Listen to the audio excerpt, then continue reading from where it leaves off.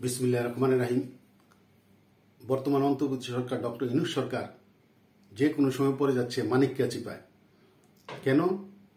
সেই প্রেক্ষাপটে আমি কিছু কথা আপনাদের অবগত করাতে চাই। আমার দৃষ্টিতে আমি যতটুকু দেখেছি, আপনারা দেখেছেন যে কিছুদিন পূর্বে 13 তারিখে ট্রাম্প এবং মোদি আলাপ হয়েছে। ভারতীয়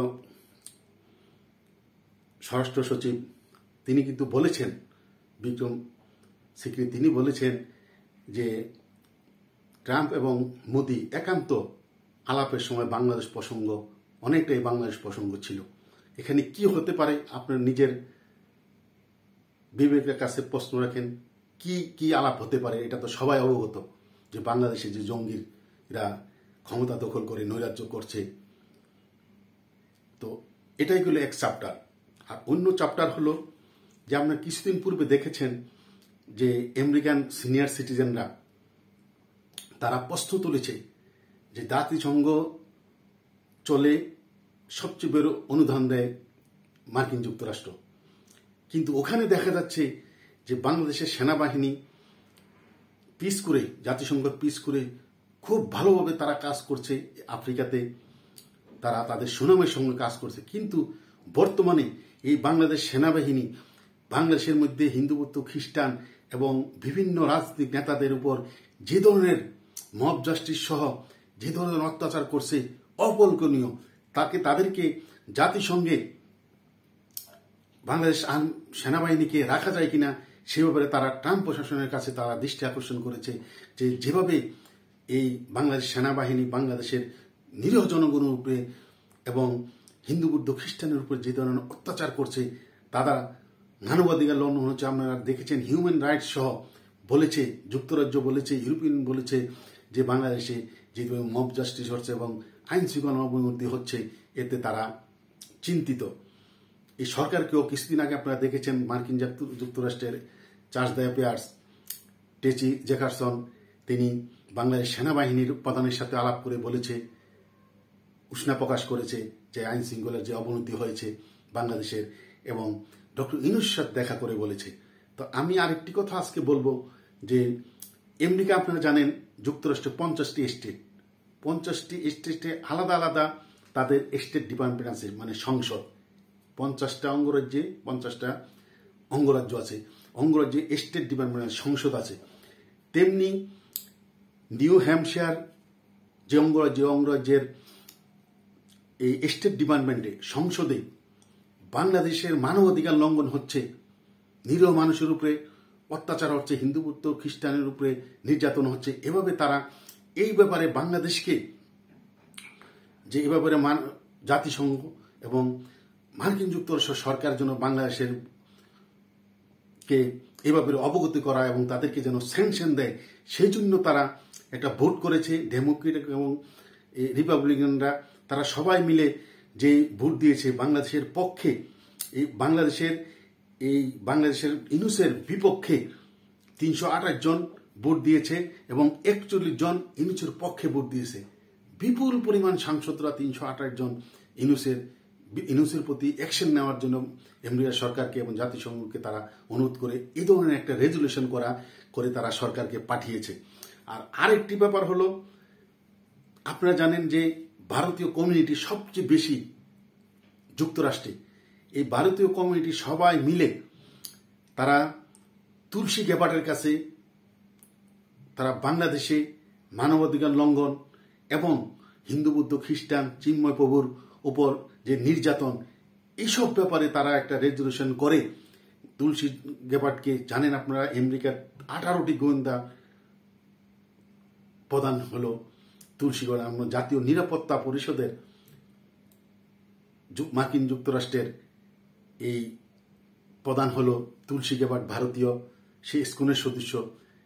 তাকে যেই রেজুলেশন করে তার কাছে দেওয়া হয়েছে, অবশ্যই তুলসী গ্যাবার্ড কিন্তু বসে থাকবে না। এই চিন্ময় প্রভু সহ যেভাবে জঙ্গির উত্থান হয়েছে, এই জঙ্গি উত্থানের কে এখানে করতে গেলে, ভেনিশ করতে গিয়ে জঙ্গিকে, এই তুলসী গ্যাবার্ডের আমার মনে হয় না কারোর সাথে তার কথা বলতে হবে। সে নিজেই একাই তার নিজের যোগ্যতা বলে তা করতে পারবে। তাই এই সরকার যে এখন তাদের যে পায়ের তলার মাটি চলে গেছে, তারা কিন্তু আমার মনে হয় না তারা বেশি দিন আর থাকতে পারবে। ইউনূস সরকার যে যতটুকুই বলেন না কেন, আপনারা দেখেছেন যে একটা খুশিতে মানে তাদের দাদাই বলছে শালার বাই, আনন্দের সীমা নাই। এই সরকার জাতিসংঘ একটা রিপোর্ট করেছে, পুরো রিপোর্টের কথা বলছে না। এখানে জাতিসংঘ রিপোর্ট করেছে 1 জুলাই থেকে 15 আগস্ট পর্যন্ত, 1 জুলাই থেকে 15 আগস্ট পর্যন্ত, 1 জুলাই থেকে আগস্টের 5 তারিখ পর্যন্ত বর্তমান সরকার ইউনূস সরকার বলেছে প্রায় 800 জন লোক নিহত হয়েছে।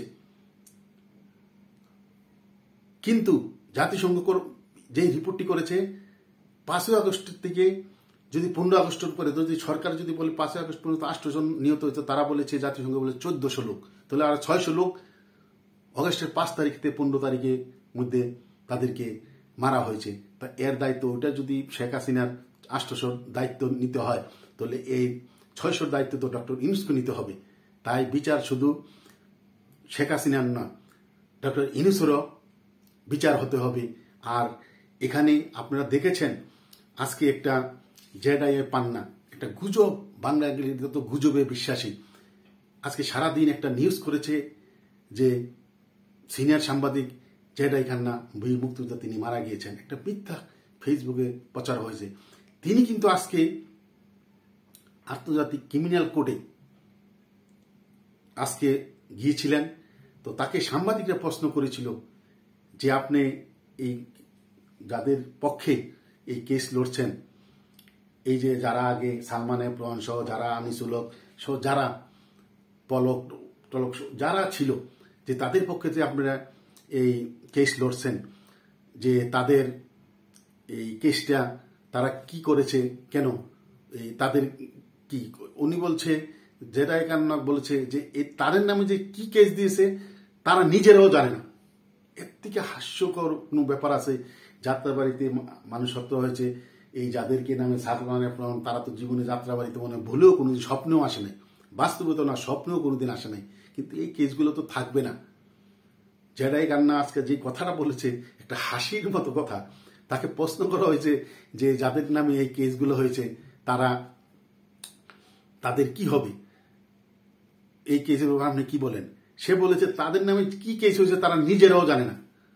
এর থেকে হাসি কোনো ব্যাপার আছে? তাই আমার মনে হয় যে এই সরকারের পায়ের তলার মাটি চলে গেছে, যে কোনো সময় এই সরকার কিন্তু পালিয়ে যাবে। তবে আমি একটা কথা আগেও বলেছি, এখনো বলছি, ডক্টর ইউনূস কিন্তু যে কোনো জায়গায় চলে যেতে পারবে। কিন্তু এই নিরীহ অবুঝ ছেলেরা, নাবালক এই বৈষম্যবিরোধী ছাত্র আন্দোলন নেতারা, তারা কিন্তু 71 সালে 16 ডিসেম্বর স্বাধীনতার পর যেভাবে রাজাকারদের মানুষ পিটি মেরেছে, সেই অবস্থায় বাংলাদেশে হবে।